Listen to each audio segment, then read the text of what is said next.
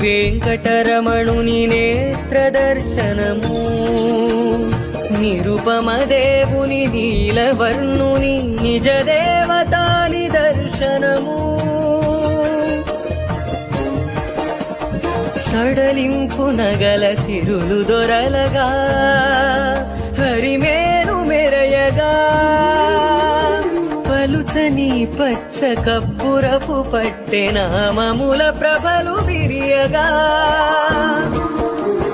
తప్పులు చేసిన దండించు దండి రౌద్ర నేత్రములు తెరియగా,